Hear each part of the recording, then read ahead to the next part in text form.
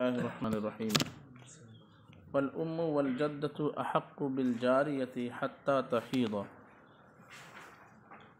لڑکا جو ہے جی والام والجدۃ احق بالجاریہ، یہی سے نا، احق بالغلام حتی یاکل وحدہ۔ اچھا یہاں اوپر سے لڑکا اور لڑکی کب تک جو ہے ماں اور دادی ان کے پاس رہ سکتے ہیں، تو اس کی خاص عمر متعین نہیں کی گئی ہے، لیکن جب استغنا کا زمانہ ہو جائے تو استغنا کے زمانے تک لڑکا اور لڑکی جو ہے ماں اور دادی کے پاس رہیں گے۔ استغنا یعنی خود سے کھانے پینے لگے اور خود سے کپڑا بدلنے لگے، خود سے جو ہے وہ استنجا وغیرہ کرنے لگے، یہ استغنا کا زمانہ ہے، یعنی بے نیازی اس کو ہوگی، دوسروں کی ضرورت نہ رہی۔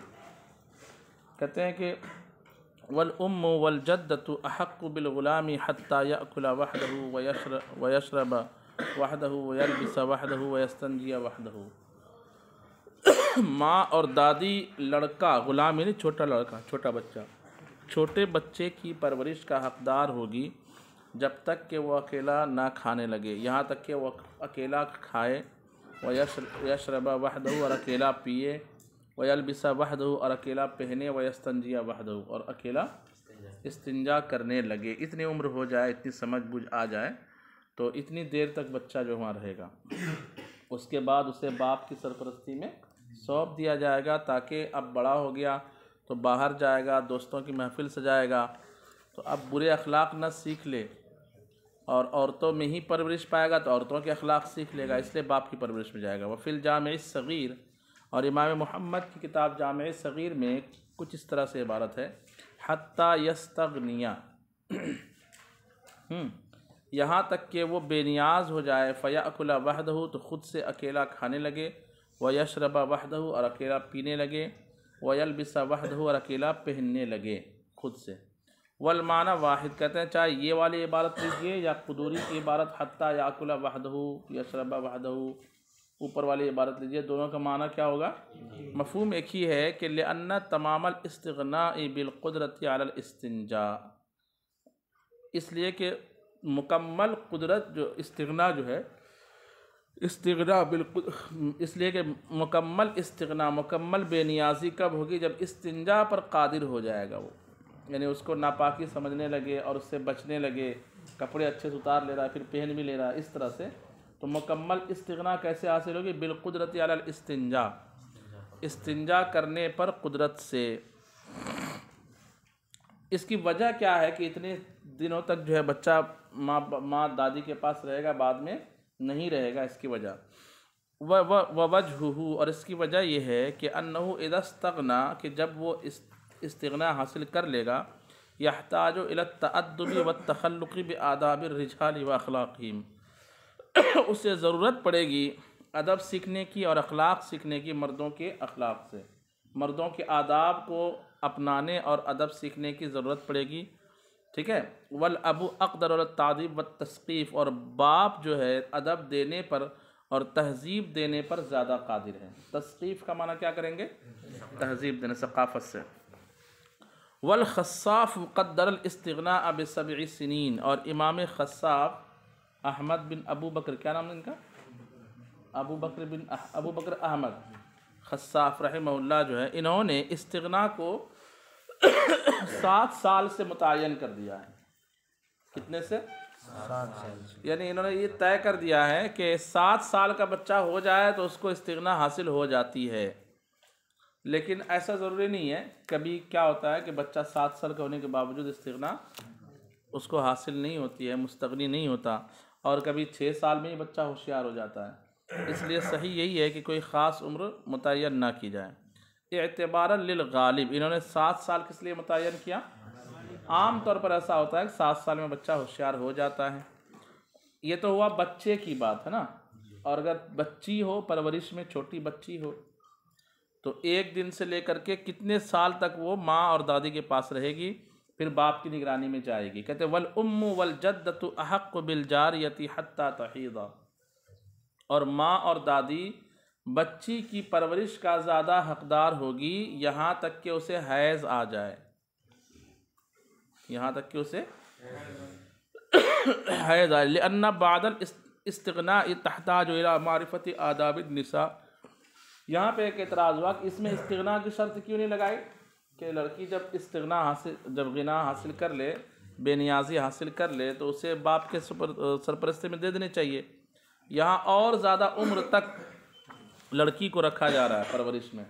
کس کے پاس؟ ماں اور نانی دادی کے پاس، ہے نا. اس کی وجہ کیا ہے؟ حائضہ ہونے تک. تو جواب دے رہے لأن بعد الاستغناء، اس لیے کہ بے نیازی حاصل کرنے کے بعد بھی تحتاج الی معرفت آداب النساء، وہ اسے ضرورت پڑے گی، وہ محتاج ہوگی عورتوں کے آداب سیکھنے کی، ہے نا. اور عورتوں کے آداب باپ کے پاس آ کے نہیں سیکھے گی، کس کے پاس سیکھے گی؟ یعنی جب ہوشیار ہوگی تبھی نا اخلاق و آداب سیکھے گی. روٹی بنانا، کھانا بنانا، برتن سمیٹنا، یہ سب جو گھریلو کام ہے اور کیا بولتے ہیں کپڑے وغیرہ پہننا اور دوسروں سے پردہ کرنے کی عادت، پارسائی کی عادت، حیا، عفت، یہ سب کی جو عادتیں ہیں. والمرأة علی ذلک اقدر، عورت اس پر کیا ہوتی ہے؟ وہی سکھائے گی. وبعد البلوغ تحتاج الی التحسین والحفظ، اور جب حائضہ ہو کر وہ بالغ ہو جائے گی، کیا ہو جائے گی؟ تو بالغ ہونے کے بعد اسے حفاظت و صیانت کی ضرورت پڑے گی. الی التحسین والحفظ، کس کی ضرورت پڑے گی؟ حفاظت کی اور صیانت کی. یعنی جب بالغ ہو جائے گی تو اس پر جو ہے لوگوں کی نظریں اٹھیں گی، تو ماں اور دادی کی حفاظت میں رہے گی، کسٹڈی میں، تو وہ اتنی حفاظت نہیں کر پائے گی، وہ گھر میں رہے گی. باپ جو ہے وہ ضمانت دیکھا رہے گا، تو اس لیے باپ کی کسٹڈی میں آ جائے گی وہ. والابو فیہ اقوا و اہدا، اور باپ اس معاملے میں یعنی اس کی غیروں سے حفاظت کرنا، ہے نا، یہ زیادہ باپ جو اس معاملے میں کیا ہوتا ہے؟ قوی ہوتا ہے اور رہنما ہوتا ہے. وعن محمد رحمہ اللہ، اور امام محمد سے مروی ہے انہا تدفع الی الاب اذا بلغت حد الشہوہ،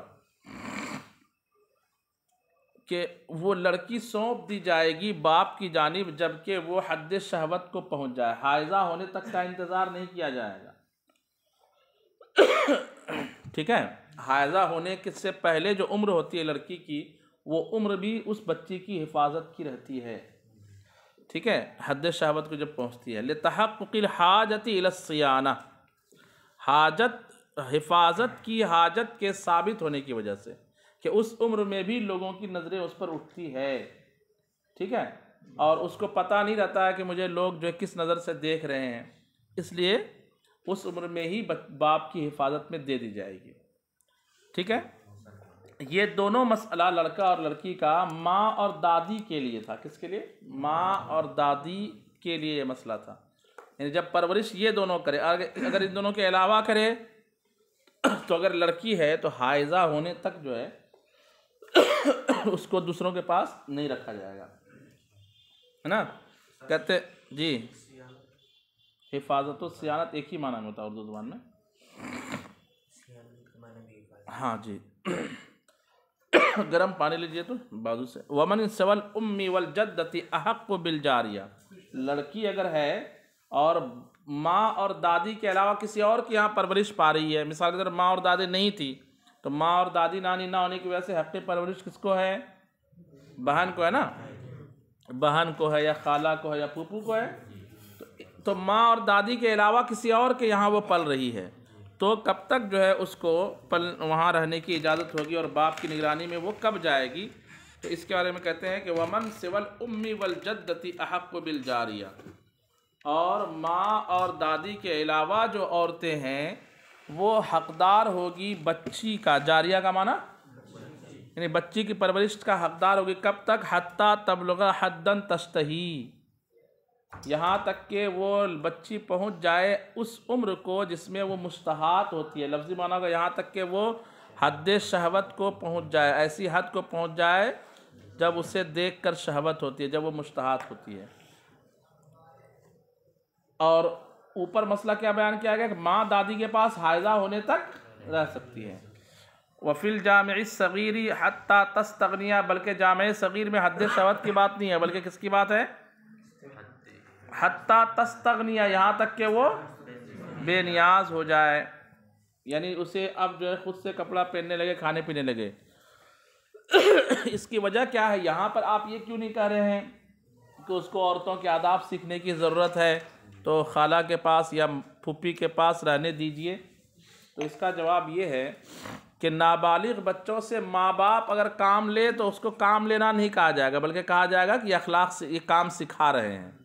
اور خالہ کام لے گی، پھوپھی کام لے گی، یا اس کی بڑی بہن کام لے گی، تو لوگ بولیں گے دیکھو اپنی بھتیجی کو کام کرنے کے لیے رکھ لیا ہے، نوکرانی بنا کے گھر میں رکھا ہوا ہے۔ اگرچہ اس کی نیت اچھی رہے گی کہ میں برتن اس لیے دھلوا رہی ہوں کہ اس کو برتن دھونا آ جائے، جھاڑو اس لیے لگوا رہی ہوں تاکہ اس کو جھاڑو لگانا آ جائے، لیکن لوگ کیا بولیں گے؟ بولیے، نوکرانی کے لیے جو ہے اس کو رکھ لیا، پرورش کے نام پر جو ہے نوکری کروا رہی ہے۔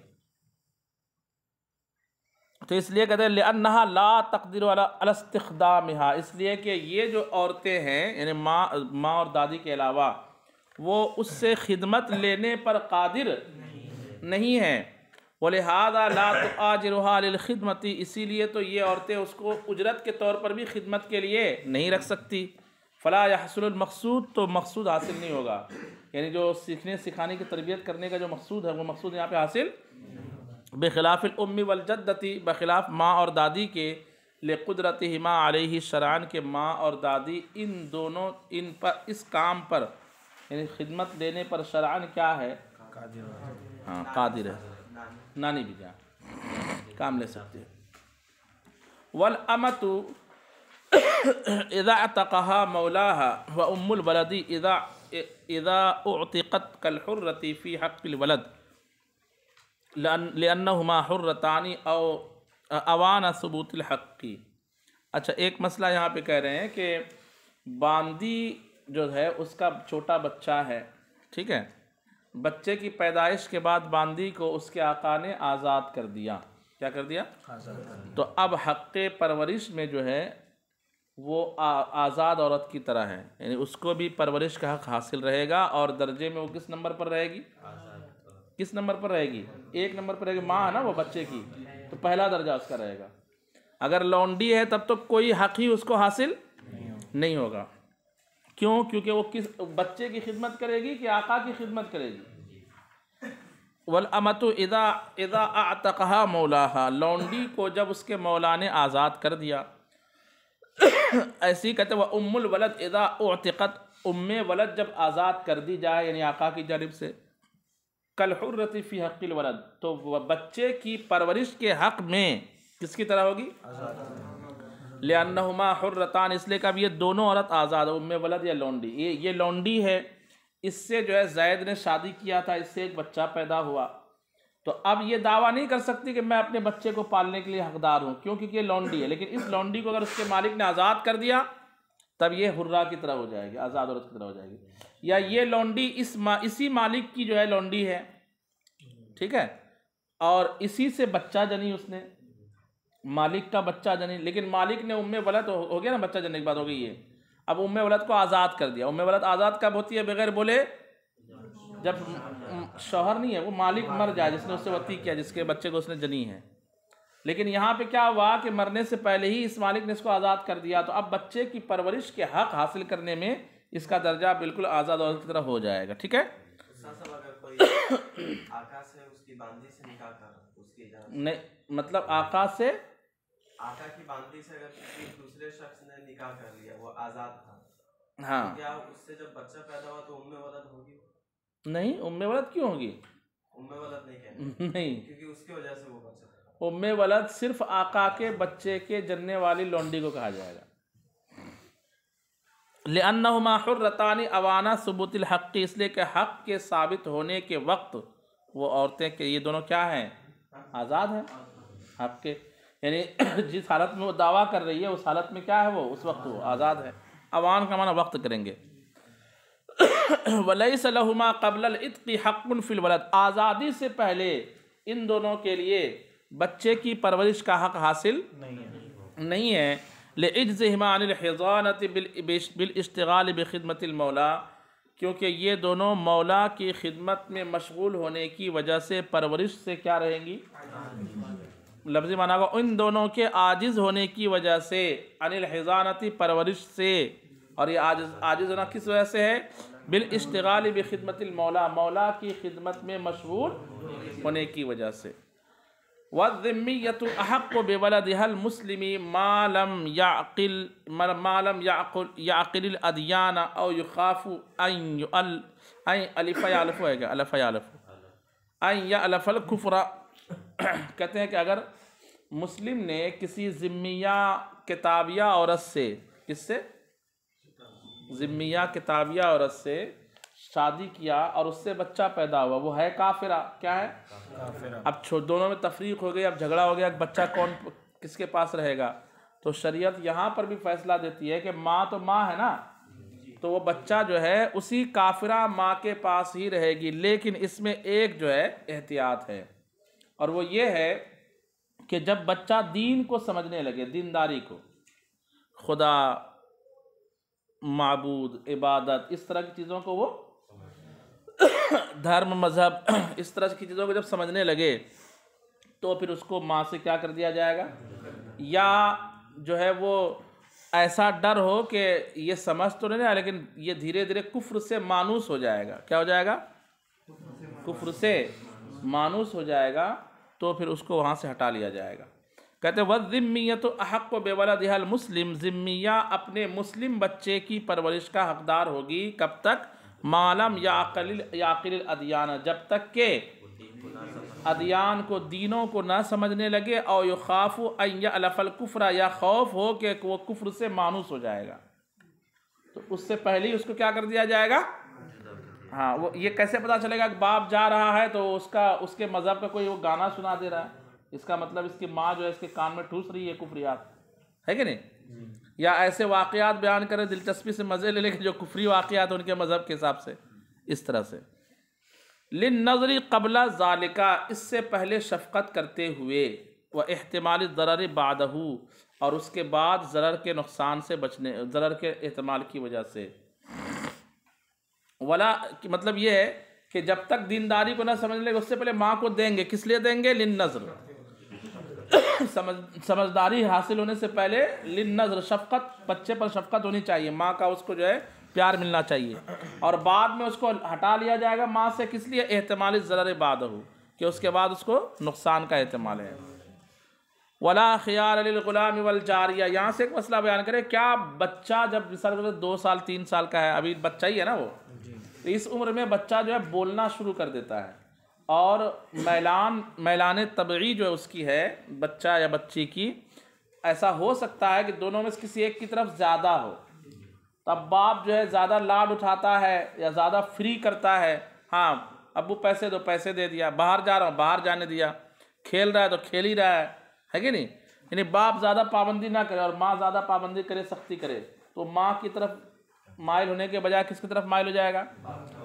اب یہ مسئلہ ہو، پرورش کا جھگڑا ہو، دونوں میں تفریق ہو جائے خدا نخواستہ، تو بچہ تو کیا سوچے گا کہ میں باپ کے پاس رہوں گا، اب وہ قاضی صاحب کو بولے قاضی صاحب میں امی کے پاس نہیں رہوں گی، مجھے فیصلہ دیجئے کہ میں باپ کے پاس ہی رہوں، تو یہ جو ہے بچے کو خیار حاصل نہیں ہوگا، بچے کو چوز کرنے کا آپشن نہیں ہے کہ مطلب میں چاہے امی کے پاس رہوں یا ابو کے پاس، نہیں، کیونکہ اس کے حق میں وہ تو چاہے گا کہ باپ زیادہ چھوٹ دے رہا ہے تو میں باپ کے ساتھ رہوں، اور ماں جو ہے بار بار ٹوچنے لگاتی ہے، ٹیوشن پڑھنے گیا، لکھائی پوری کر لی، ہوم ورک پورا کر لیا، وغیرہ وغیرہ، تو اس لیے جو اختیار بچے کو حاصل نہیں رہے گا، کیونکہ اس کے حق میں یہ بات کیا ہے؟ فائدہ مند ہے کہ نقصان دہ ہے؟ نقصان دہ ہے۔ ولا خیار للغلام والجاریہ، اور چھوٹے بچے اور بچی کو اختیار نہیں ہے۔ وقال الشافعی لہم الخیار، اور امام شافعی رحمہ اللہ نے فرمایا کہ ان دونوں کو اختیار بھی ہے، اگر وہ کہیں گے میں لڑکا یا لڑکی کہے کہ میں ماں کے پاس نہیں رہوں گی، تو باپ کے پاس رہنے کا حق اس کو دیا جائے گا۔ دلیل امام شافعی کی یہ ہے، لأن النبی علیہ الصلاۃ والسلام خیر، اس لیے کہ حضور علیہ الصلاۃ والسلام نے خود جو ہے ایک واقعے میں اختیار دیا۔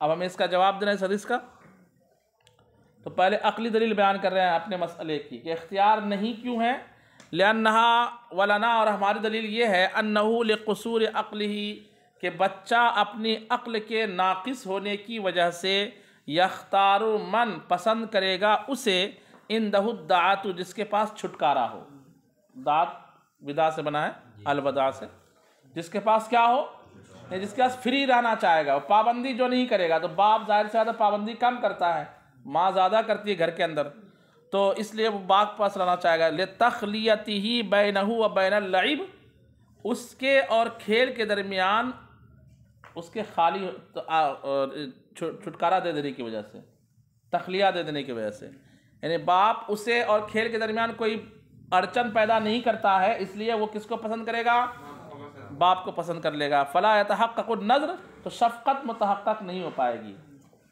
ٹھیک ہے۔ وقد صح ان الصحابۃ لم يخيروا، اور یہ بات صحیح حدیثوں سے ثابت ہے، صحیح ہے، صحیح حدیثوں سے ثابت ہے کہ صحابہ نے بھی اختیار، پھر وہ حدیث کا جواب جس میں اختیار کی بات کی گئی، وَأَمَّا الْحَدِيثُ فَقُلْنَا، لیکن حدیث تو ہم نے کہا یا ہم نے جواباً کہا، قد قال علیہ السلام، وہ ایک صحابی ہے، نام بھی ان کا دیا ہوا، دیکھیں تو ابن مسعود ہے، کون ہے، حاشیہ میں نام دیا ہوگا، اوپر حاشیہ میں خیرہ کے تحت حاشیہ جو دیا ہے، اس میں آپ نے اس بچے کے لیے یہ بھی دعا کی تھی، یعنی باپ کو سونپا اور آپ نے یہ کہا اللہم اہدہ، اے اللہ اسے، تو ہم یہاں یہ کہیں گے حضور دو جواب دیں گے کہ یہاں پہ چونکہ حضور نے اس بچے کے لیے رہنمائی کی اسپیشل ہدایت کر دی تھی، اس لیے حضرت اس بچے کے لیے ہدایت کی دعا کر دی تھی، تو گویا کہ وہ باپ کے پاس رہنے میں رہا تو بھی اس کا نقصان نہیں ہوا، کیونکہ حضور نے کیا کر دی تھی، دعا کر دی تھی، اور باقی بچوں کے معاملے میں ایسا نہیں ہے۔ ایک یا یہ کہ بچہ جو ہے اس وقت بالغ تھا، جب آپشن دیا گیا تھا اس کو، تو بچہ اس وقت کیا ہو چکا تھا، تو ہم بھی کہتے ہیں کہ بالغ ہونے کے بعد بچہ جہاں رہنا چاہے وہاں رہے، تو کہتے ہیں کہ قد قال اللہم اہدی، حضور علیہ السلام نے دعا دی تھی اللہم اہدہ فوفق لاختیارہ الانظر بدعائہ، تو اس بچے کو توفیق دی گئی تھی کہ وہ حضور کے دعا کے سبب سے زیادہ شفیق چیز کو پسند کرے، زیادہ شفیق شخص کو پسند کرے۔ ترجمہ سمجھ میں آ رہا ہے؟ جی، مصدری ترجمہ یوں ہوگا، انہیں توفیق دی گئی انظر کے پسند کرنے کی، انظر یعنی جو اس پر زیادہ شفقت کرے، ماں یا باپ، تو اس نے باپ کو پسند کیا تھا، اور یہ توفیق کس وجہ سے دی گئی تھی، بدعائہ صلی اللہ تعالیٰ علیہ وسلم، حضور علیہ السلام کے دعا کی وجہ سے۔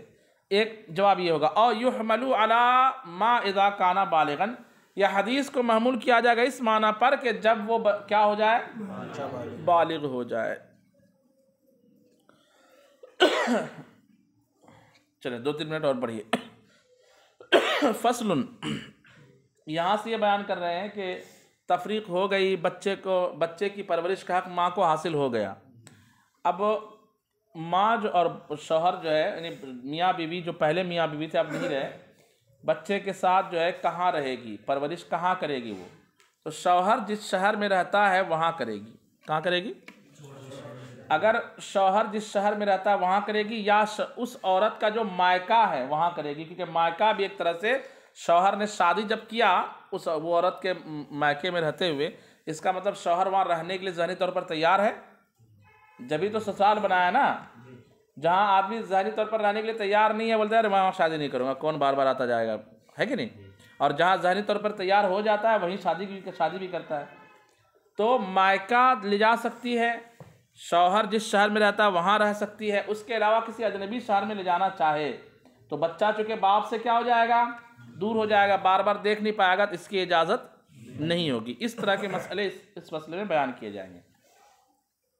کہتے ہیں اذا ارادت المطلقۃ ان تخرج بولدها من مصر، جب مطلقہ عورت ارادہ کرے کہ وہ اپنے بچے کے ساتھ شہر سے کیا ہو جائے، چلی جائے، فلیس لها ذلک، تو اس کے لیے ایسا کرنا جائز نہیں۔